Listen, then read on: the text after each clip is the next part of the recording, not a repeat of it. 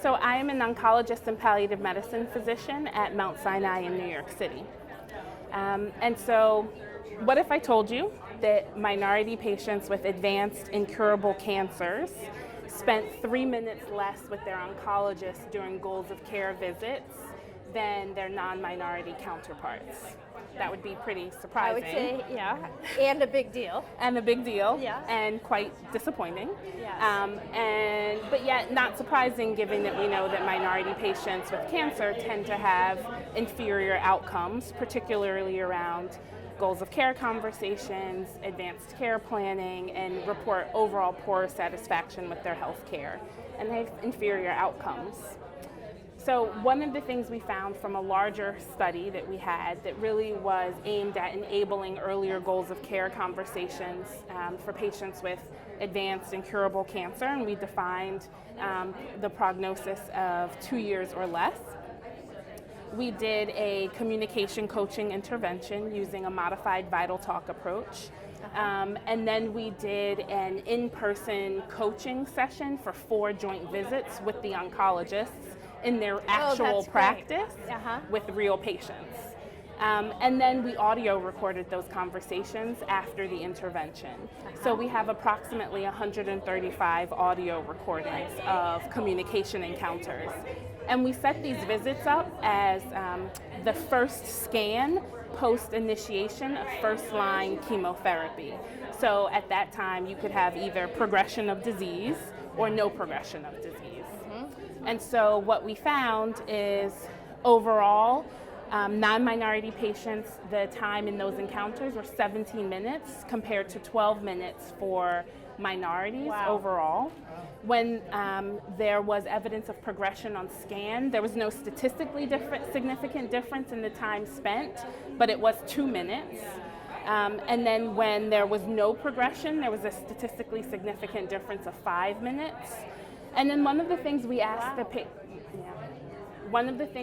patients was how well, taking away what the oncologist had to say to you, how well did they say it to you? To get a sense of what the quality of the conversation was. And then we had them rate that on the scale of 0 to 10, with 10 being the best. And so overall, about 80% of all of the patients reported the quality of those conversations as being high, which we said was 9 or 10. Great. But when you look here, whether or not the minorities reported having a high quality or a low quality goals of care conversation, the time spent was still less. And then when we controlled for demographic factors and clustering within hospitals, we found that there was a difference of 3 minutes, with minorities having less time. So part of what I want to do with this award is really look at some of the factors that may be contributing to this, and specifically looking at the role of implicit bias among the oncologists and the impact on the quality of communication.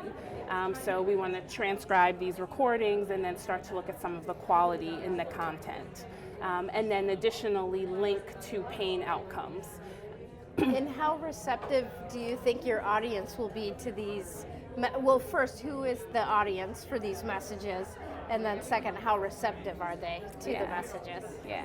So I think the primary audience are oncologists. I think they will be receptive, I will say, in doing the larger study that teach communication.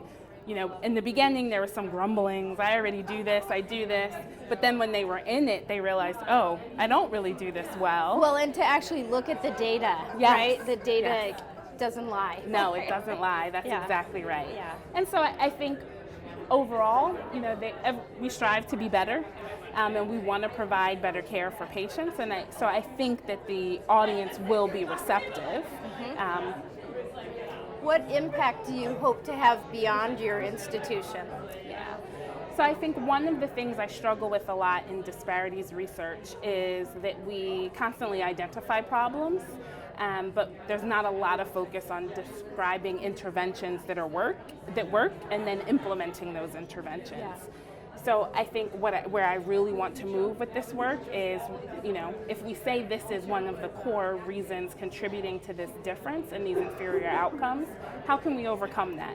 What can we do to make it better? Yeah. And then thinking about implicit bias in general, right? That starts with med school training, and then it goes throughout residency, fellowship, and then now into practice. Yeah, probably starts before med school Oh, too. yes. But, yeah. I can't intervene that early, but That's you're right, absolutely that's right. But I mean, at least raising awareness about it is For really sure. the first step. Absolutely, Yeah. I agree. Yeah. Yeah, it's hard to know how to fix it if we don't understand what Right. the underlying problems are. Right.